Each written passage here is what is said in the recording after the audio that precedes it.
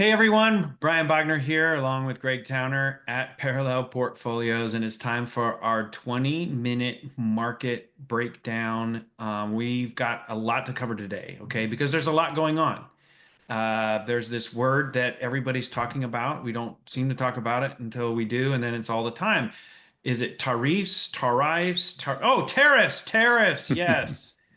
So let's dive right into this right now. There's a lot of uncertainty, Greg. We're talking about tariffs. What are your thoughts on what's going on here? Yeah, it seems like for a while there, all we had to talk about, or where the top topic was inflation, and now it's of course tariffs, and they're kind of linked. So let's get into it a little bit. I think the big thing that's going on with the tariff talk right now is the market is trying to battle with what is known versus unknown. I mean, the market hates question marks and trying to figure things out. It almost rather factor in bad news than unknown. So I mean, we're recording this the morning of the February 13th. There's probably going to be more tariff headlines between now and the time it comes out because they keep changing a lot. And that's what's kind of frustrating the market. But as we dig down into some of the ramifications, if they were to come about, a new U.S. Treasury of the U.S., Scott Bessent, was a hedge fund manager. And last year in his investor letter, he wrote, tariffs are inflationary and would strengthen the dollar. That's hardly a good starting point for a U.S. industrial renaissance. So he is well aware of the dangers of implementation of tariffs. And so hopefully he's relaying that to his boss and hopefully they will be contained. But it just kind of shows the risks. And we've looked at other data. There's all the companies across Wall Street, of course, trying to do their estimates on, what the might impact might be, but it's so hard to do because we don't know what, if any, tariffs will be enacted. But JP Morgan thought there'd be somewhere between a 7 to 8% hit in S&P earnings. Now, it's hard to say exactly what that would mean for financial markets because there could be some downside on the valuation multiple as well, but clearly it could be a negative. I think one kind of odd silver lining is this earlier this week, Brian, we had some inflation data came out, the CPI, that was hotter than Mhm. expected. Interest rates jumped up. Um, stocks got hit a little bit, maybe not as most feared. And I think what investors started to dig into was, okay, if inflation is still staying firm, it really doesn't leave much leeway right now for tariffs. So maybe investors are thinking, okay, there's perhaps less likelihood that tariffs will get implemented. And I know we've talked about this, and I think, if we were to put a percentage, so, I think we had 4 years of Trump, right? And we've got another 4 years here. And when we think about what is his modus operandi, right? It's like I'm going to come in with a lot of chaos, a lot of uncertainty. I like making deals and negotiating, and I'm going to start so far out of the box here as my starting point Right. that hopefully when we come together, we're going to be in a good spot and I'm going to get everything I want. We feel like what we're hearing and all this stuff going around, there's 70% of that, is that we're hoping. And then there's this 30% we just don't know because Yeah, you just don't exactly.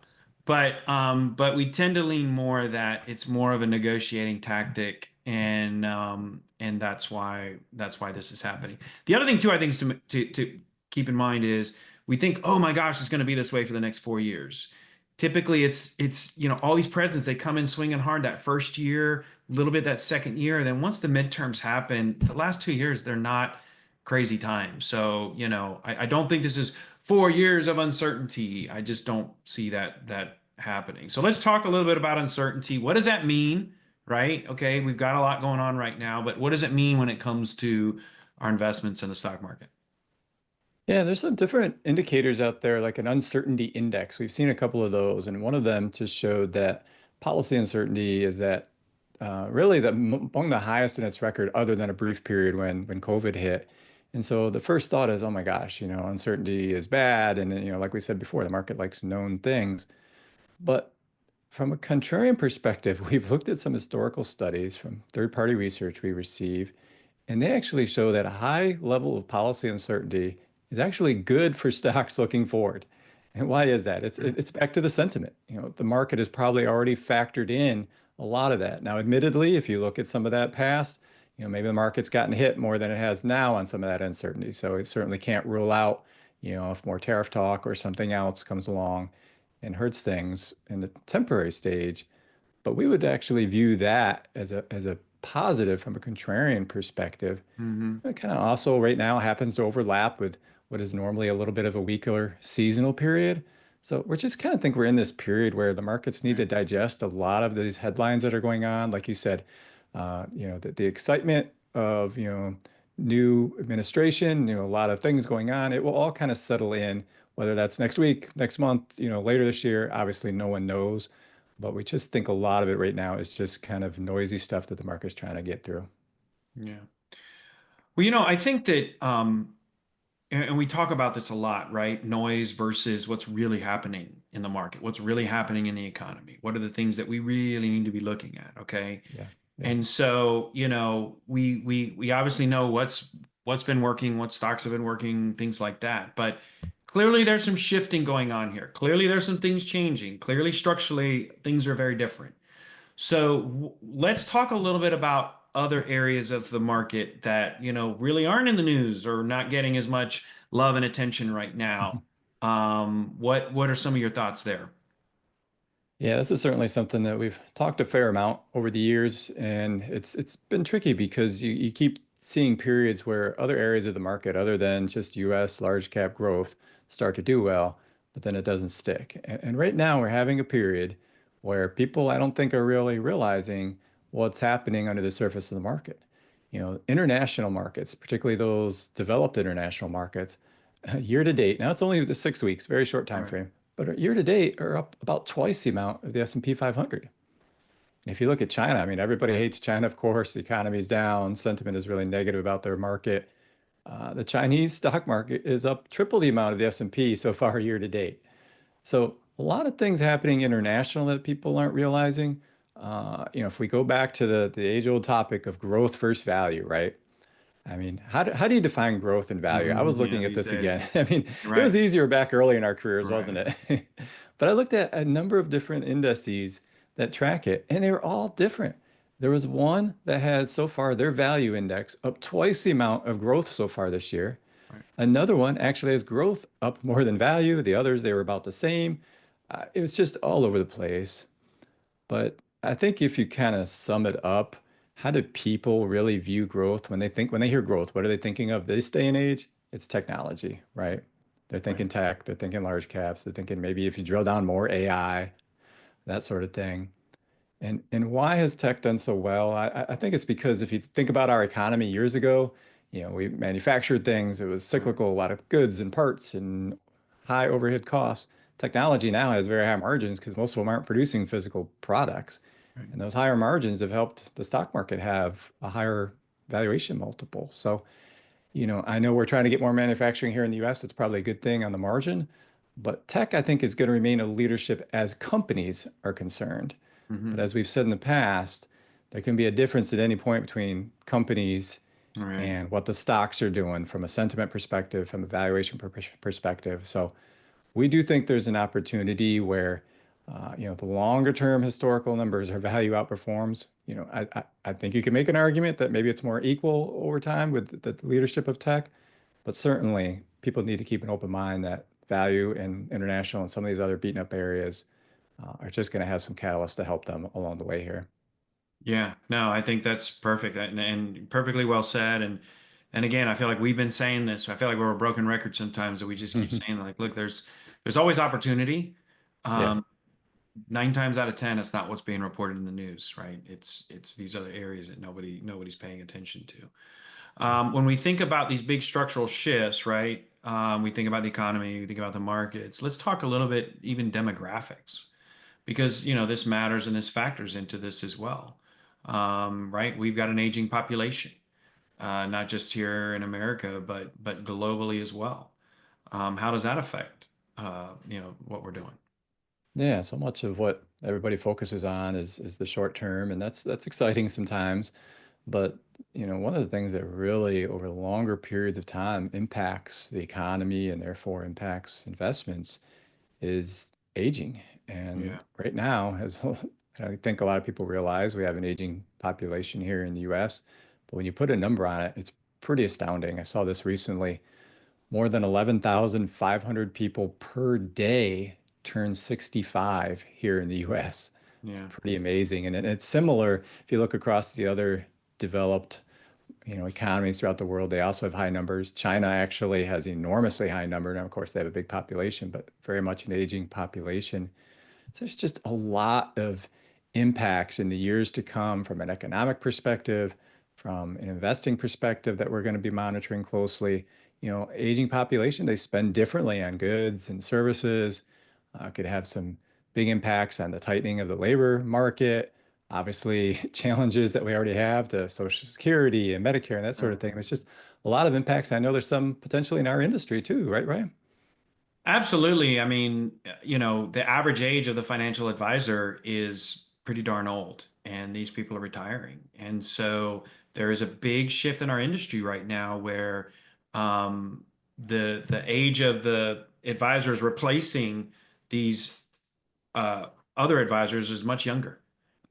So they're experienced, but much younger folks. So, you know, I know I don't have any hair and you've got gray hair, but I think we're seeing more and more folks in the industry that are again just are a lot younger because we have this massive amount of folks that are retiring. Now, we're not retiring anytime soon, so nothing to worry about there on our end, and we're a bit younger than 65. So, but yeah, it has affected our industry significantly. So yeah, aging population. And now let's shift here about another trend that is something we all are. Well, I feel like we talk about this in ways as well. Like something will happen and everyone's talking about it, and then everyone forgets about it, and then they talk about it again.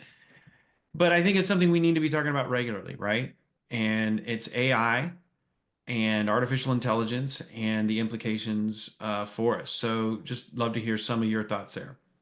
Yeah, I think this kind of lumps in with what we talked about before with technology and things just rapidly changing. I mean, we talked about tariffs could change before this video comes out. There might be more news on AI before this video comes out as well. I mean, it was just a couple weeks ago we had big news out of China where they developed a new AI tool that really kind of shook up the industry. It looked like it might be a lot cheaper to use, perhaps use less energy and so forth. Yeah, maybe some of the headlines weren't quite all up to speed, so to speak, but definitely an impact to the industry. I think that what we're seeing, I think a lot of individuals on the consumer side, they're like, oh yeah, these are fun tools, but how much am I really needing this? How much am I using this? What's the one big thing we're going to use? I kind of push back on that a little bit because I read a lot of company reports, and so many of them are saying how they're already implementing it behind the scenes and giving very specific examples. And I'll just give one. Goldman Sachs recently talked about how when they generate these huge S1 reports that they put for, when a company comes public or something like that, it used to take them a whole team of people 6 weeks to do this report. Now they say they can do 95% of it in 5 minutes using AI and then use the individuals to fine tune it.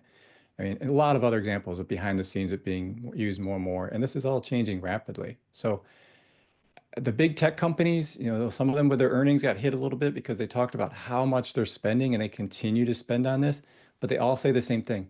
We cannot afford, the bigger risk is to be left behind here. Like they all see this as the biggest thing, at least since the internet, if not longer. Right. Well, So I mean, if you think about I would say that really it's you have to have the technology, right? You have to have the software, if you want to call it, or the language model or whatever to actually perform the task. And that is happening. The problem is the infrastructure is not there to power it and do that, right? And any type of infrastructure improvement takes time and lots of investment, and you can't rely on quarterly earnings. You got to plow in and really invest for those things, right? And it's power and it's data centers and it's all these other things that they need. So, and that's just going to take a while. But I think on the upside too is that they may not need as much energy. Who knows? Based on some of the breakthroughs and things that we're seeing. So, yeah, but it is something that we're going to continue to talk about, right? We know people that literally have like stiff armed AI and said, I'm done. Don't want to talk about it. Doesn't affect me. We're going to continue to talk about it because we do believe it is a game changer. We do believe it's here. We're still in the very, very early stages, but it's going to affect all of us in some form or fashion in one way. All yeah. right. So this is the part, Greg, where we get to our recommendations. Okay.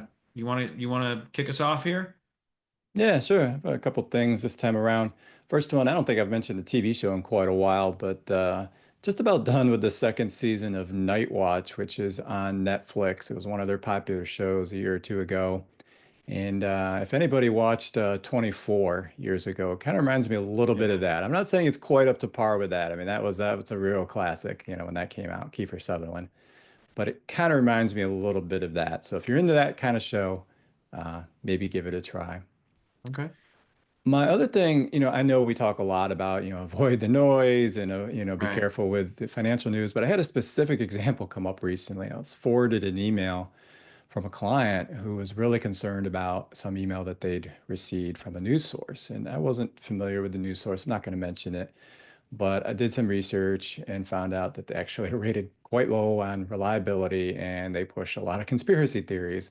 And that's most definitely what this email was. So of course, as we know, it was trying to create some fear and make them do something. And what they wanted them to do was click on things in the email and buy their services. And not Mhm. surprisingly, right? So they're Right. trying to instill fear. And so it's just to remind everybody, be careful of your news sources, research what you're getting before you do anything drastic.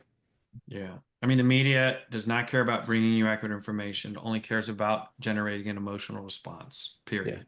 And as long as you can look at news that way, I mean, when I hear that most I forget what age group gets their news from TikTok, it's like, oh my Yeah. goodness gracious. All right. So my recommendation is obviously we're recording a podcast. This is a podcast, and we all listen to podcasts, right? And they're great, and there's some really good ones out there. But one of the things that I've done, what happened to me this last summer is I kind of hit this podcast, I don't know, threshold where I was just listening to too much, consuming too much, and I had to back away a little bit because it was just a lot of information. Um, and I discovered, I said, you know what? I'm going to do a fiction audiobook. And I did my first fiction audiobook, listened to it in August, and the narrator was amazing, and it like drew me into this book, and it really started stimulating my mind, like because again, I've got nothing visual to look at. And he's using different voices for the different characters and kind of going through it, but when scenes were happening, I had to visually create it in my mind, and I gotta say, it was really I have found it very just I don't know, healthy, I guess, or another word. I don't Okay. know. For me, that I would just encourage if you've not done an audiobook, like find a genre that you like. I'm a nerd, okay? I love sci-fi and fantasy and all that kind of crap. So that's where I tend to go. And the other side of the coin too is there's so much noise like we keep talking about and stuff out there. It was just good to kind of escape a little bit and let my imagination run. And so I would highly, highly encourage if you've not done a fiction book, there's amazing narrators out there. Give it a try. And then recommendation as we get over more to the markets here, I've said it a bunch during this call, and I'm gonna say it again because I just feel like it's so important to remember is that what worked over the last 15, 20 years with low interest rates and low inflation and easy cash and easy money and quantitative easing and all these other things is not going to work over the next 15 years. We don't have easy money. Interest rates are higher.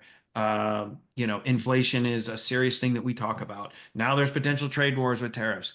So as you think about your investment portfolio, which we do all the time, and we are making adjustments here and doing things like that, just know that things going forward are not going to be the same as they were. So, with that, we'll go ahead and leave it there. But as always, thank you so much for listening. We really appreciate your time and have a wonderful day.